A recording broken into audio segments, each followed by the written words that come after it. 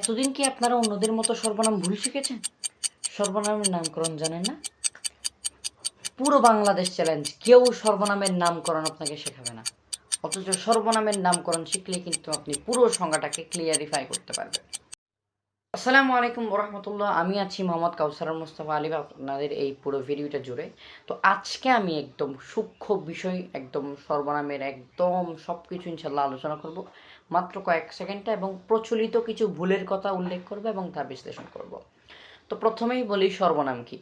তো সর্বনাম এর সংজ্ঞার মধ্যে আমরা কয়েকটা ভুল শিখি। তো প্রথমটা হচ্ছে, সর্বনামের সংজ্ঞায় আমরা বলে থাকি যে সর্বনামের পূর্বে, যেমন ইংলিশের মধ্যে আমরা দেখি যে প্রনাউন, সর্বনামের ইংলিশটা প্রনাউন।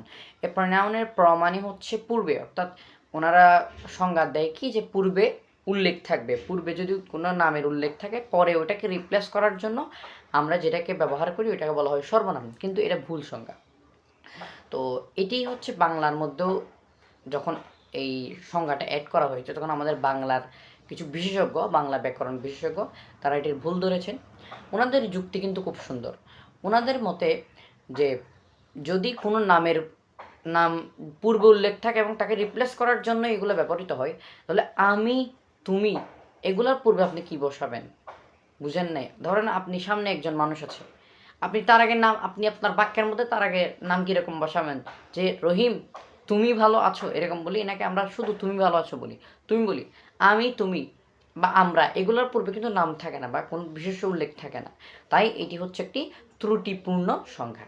আচ্ছা, এবার আসুন, এই যে সর্বনামটা, এটার স্পেসিফিক বা সঠিক সংজ্ঞাটা কি?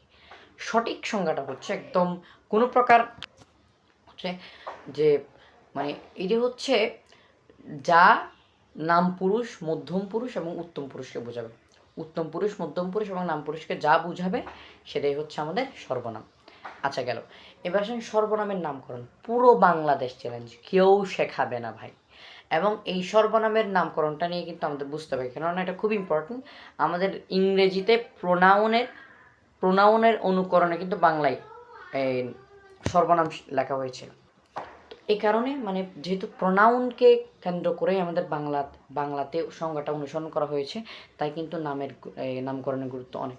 তো সর্বনামের নামকরণের গুরুত্ব নিয়েও বা সর্বনামের নামকরণ নিয়েও কিন্তু আমরা অনেক জায়গায় ভুল শুনি। যেমন আমি নিজে এক জায়গায় একবার পড়েছিলাম, ওখানে শুনেছিলাম যে উনি বলতেছিল যে সর্বশব্দের অর্থ হচ্ছে বিপরীত, পরিবর্তন, বা সর্বশব্দের অর্থ হচ্ছে বিনিময়। এগুলোর মাধ্যমে কী বোঝায়? যে নামের পরিবর্তে বা নামের বিনিময়, বা এই যে নামকে রিপ্লেস করার জন্য বোঝায় আর কি। আসলে এই সংজ্ঞাটা সম্পূর্ণ ভুল।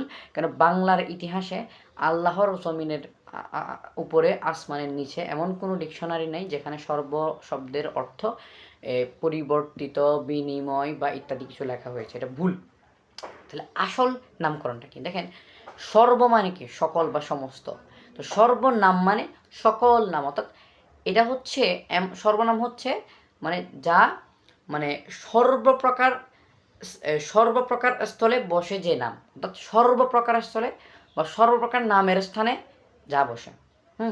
আমি আবার যদি বলি যে সর্বপ্রকার নামের স্থলে যা বসে, একদম সহজ সংজ্ঞা। দেখেন, সর্বপ্রকার নামের স্থলে যা বসে, সর্বপ্রকার নামের স্থলে যা বসে। যেমন দুনিয়ার যে কোনো ইসিমকে আপনি, বা দুঃখিত, দুনিয়ার যে কোনো আপনি বিশেষ্যকে, আপনি যে কোনো বিশেষ্যকে আপনি সর্বনাম দ্বারা রিপ্লেস করতে পারবেন। তাই আমরা বলতে সর্বপ্রকার নামের, সর্বপ্রকার নামের স্থলে যা বসে তাই হচ্ছে সর্বনাম। এই দিক থেকে এটাকে সর্বনাম বলা হয়। আশা করি সব কিছু বুঝতে পেরেছেন। তো এটি খুবই ইম্পর্টেন্ট ছিল আসলে নামের গুরুত্ব কেন, এটা ভুল সংজ্ঞা, আমরা ভুল শিখেছি। তো এগুলো যদি আপনারা জানেন, আপনাদের জ্ঞানের বৃদ্ধিতে পারবে, আপনাদের জ্ঞানের সূক্ষ্মতা বাড়বে। তো এরকম আরও অনেক সূক্ষ্ম বিষয় নিয়ে বিভিন্ন সূক্ষ্ম বিষয় এবং একদম স্পষ্ট ধারণা পেতে আমাদের চ্যানেলটা অবশ্যই সাবস্ক্রাইব করবেন। আসসালামু আলাইকুম ওয়া রাহমাতুল্লাহি ওয়া বারাকাতুহু।